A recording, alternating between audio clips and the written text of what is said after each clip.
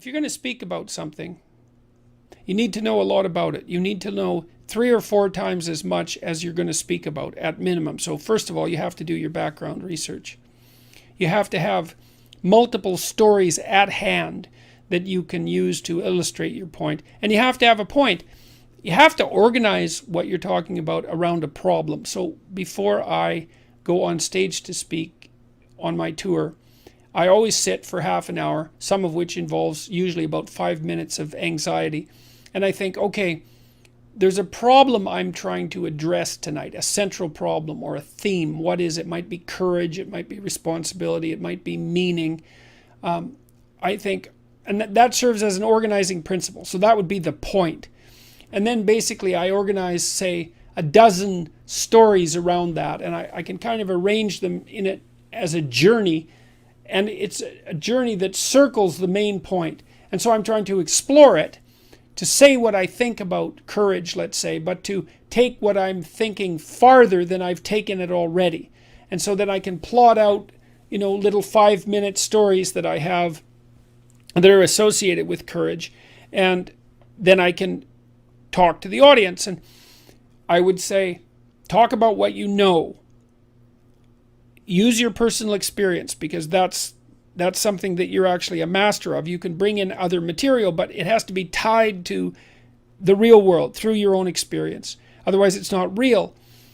It's also very good to speak directly to the audience, to the individuals in the audience, because I'm always looking at a single person, one after another, and focusing on them and talking to them just like you'd have a conversation with someone. And that way I can see if they're following along. And I'm always listening to the audience. What I really like to hear from the audience is no noise at all, silence. Because if the audience, especially, if it's a couple of hundred or a couple of thousand people, if the audience is dead silent, then I know that I'm on the right track. And the other thing I would say is, you're telling stories, so every fact that you relate, or every set of facts, has to be tied to a story. There has to be a meaningful output, which is something like, why is it important to your life that you know this fact? How is it related to how you're going to conduct yourself moving forward, or how you're going to see the world? So, because that's kind of the essence of meaning. How does this fact change the way you perceive the world or act in the world? That's the meaning of the fact. And facts without meaning are dull. So you need to know that. You need to tell the truth. That's for sure. And I mean, for me, my talks are really, they're an attempt to explore a set of ideas in the most truthful way that I can manage. And that's also an adventure, because letting yourself speak freely about a topic, you don't always know where it's going to go. And so, but that also hooks in the audience, because they're along for the ride, right? And there's a risk. The risk is you might forget where you are, you might lose the thread, you might say something you regret, you might get confused. And the talk should be a process of exploration, like a journey that you're taking the audience along on. It's the same when you're reading a novel. Like, a great novel isn't exactly plotted out from beginning to end to begin with. The author is taking himself or herself and you on an intellectual adventure through the character development, and the characters have to be allowed to live and to express themselves, and the novel needs to unfold. It's like a colloquy between the conscious mind and the unconscious source of inspiration. And the novel is actually a journey through a characterological landscape, and the author shouldn't know where he or she's going to end up at the beginning. Same with an artist and who's writing a song or a piece of music or a piece of visual art. There has to be play and exploration along the way. And so you also don't want to deliver an over-prepared talk, in my estimation, or at least that's not how I do it. You want to have a theme, you want to have a body of knowledge from which you can draw on, and then you want to be actively exploring the idea in front of the audience. And that's very gripping for everyone, including you. And you should learn something from the talk. It's an opportunity to think on your feet. And anyways, that's my style of lecturing. It's a trapeze act without a safety net, I would say. And that's part of what makes it gripping, is that there's a high probability of failure. And I would say with any performance that's going to be gripping, that on the edge of the seat gripping, there has to be a high probability of failure. And that's why I don't speak with notes. If you speak with notes, which you might have to if you're a beginning speaker, then you cannot fail because you can always read the notes. And so there's a net. You'll fall in the net, but you won't die. But you'll never do anything spectacular. So that's the thing, is if you're going to do something spectacular, you have to take the risk. And if you're going to take the risk, you have to think on your feet. And then you also have to have something to think about. You have to have been working on this material. You know, I've been working on the stuff I talk about for 30 years, for tens of thousands of hours.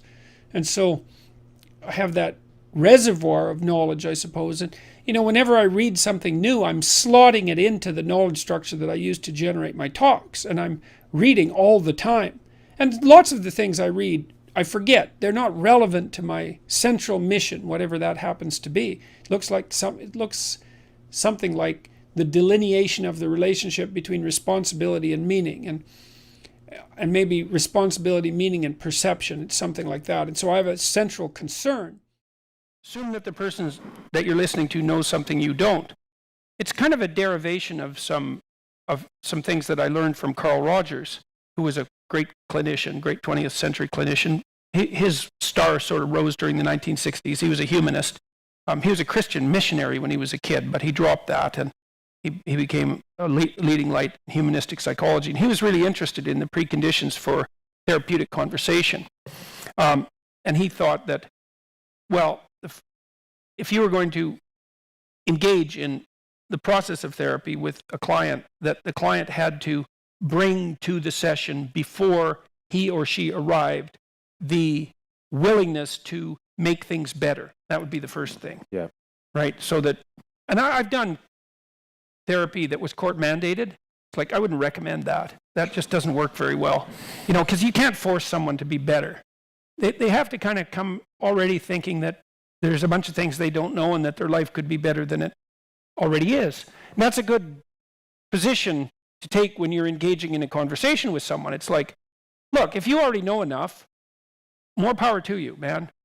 You know, but if you're suffering more than you think is necessary, which is like highly probable, or more than you think is desirable, which basically means if you're suffering more than you think is desirable, that means that you're way more ignorant than you need to be.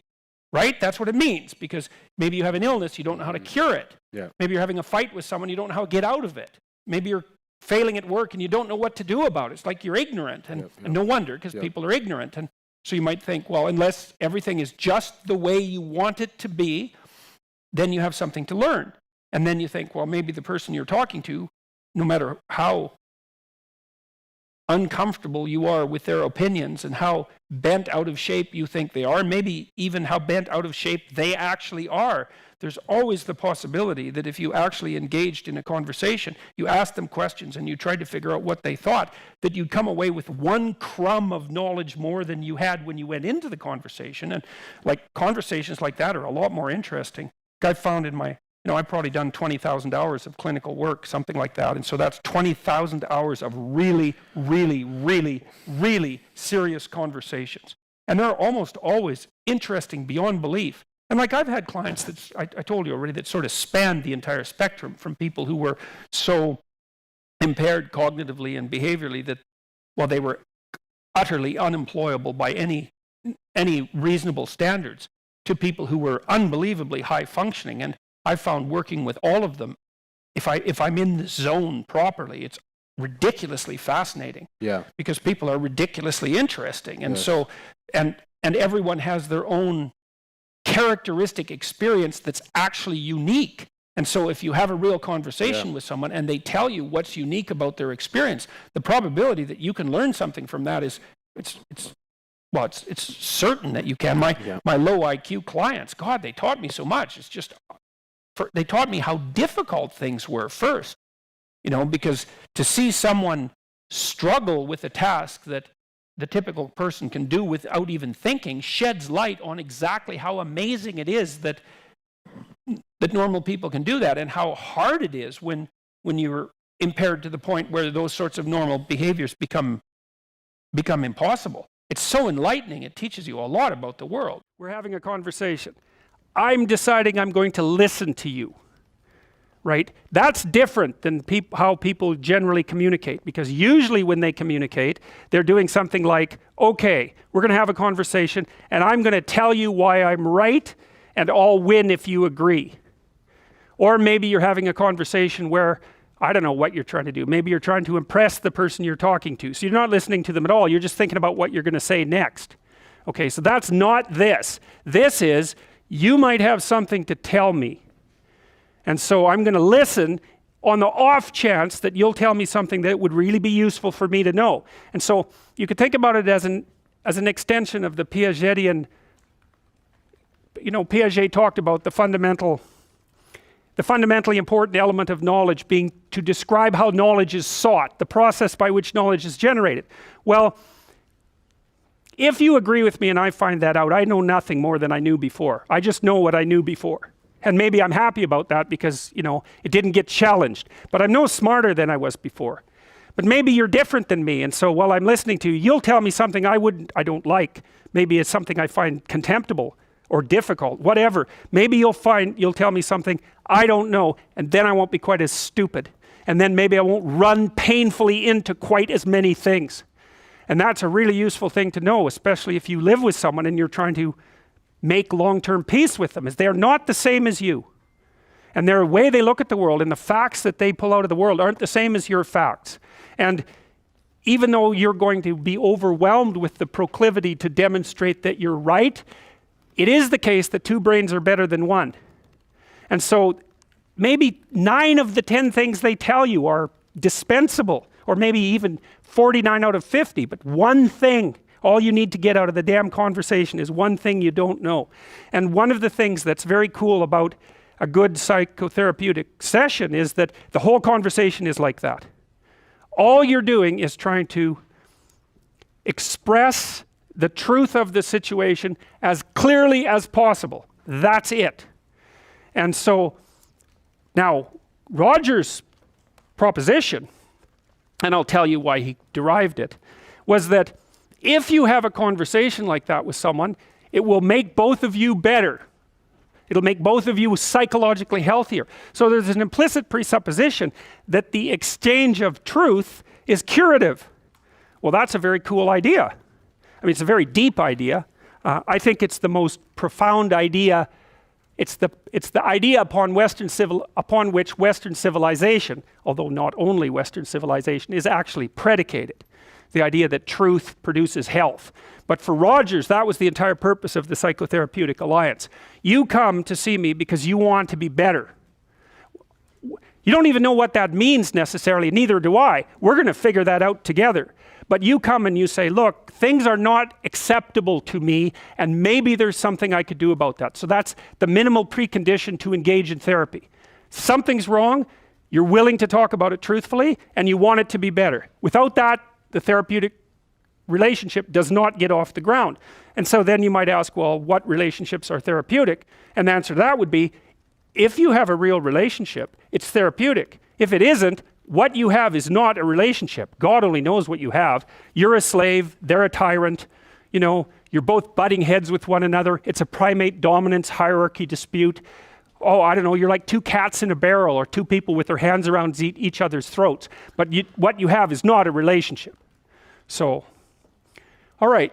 We may say that the greater the communicated congruence of experience, awareness, and behavior on the part of one individual, that's a reference to the same idea that I was describing with regards to Jung. So let's say you come and talk to me and you want things to go well. Well, I'm going to have to more or less be one thing, because if I'm all over the place, you can't trust any continuity in what I say.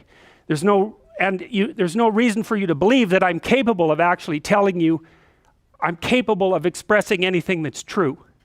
So the truth is something that emerges as a consequence of getting yourself lined up and beating all the, what would you call, all the impurities out of your soul, for lack of a better word. You have to be integrated for that to happen, and you do that at least in part by wanting to tell the truth. The more the ensuing relationship will involve a tendency towards reciprocal communication with the same qualities. So one of the things Well, I've been quite influenced by Rogers. One of the things I try to do in my therapeutic sessions is, first of all, to listen, to really listen. And then while I listen, I watch. And while I'm listening, things will happen in my head. You know, maybe I'll get a little image of something, or I'll get a thought or a question will emerge, and then I'll just tell the person what that is. But it's sort of directionless, you know. It's not like I have a goal, except that we're trying to make things better. I'm on the side of the person. I'm on the side of the part of the person that wants things to be better, not worse. And so then those parts of us have a dialogue, and the consequence of that dialogue is that certain things take place, and then I'll just tell the person what happened. And it isn't that I'm right. That's not the point. The point is that they get to have an hour where someone actually tells them what they think. Here's the impact you're having on me. You know, this is making me angry. This is making me happy. This is really interesting. This reminds me of something that you said an hour ago that I don't quite understand. And the whole point is not for either person to make the proposition or convince the other that their position is correct, but merely to have an exchange of experience about how things are set up. And it's extraordinarily useful for people, because it's often difficult for anyone to find anyone to talk to that will actually listen.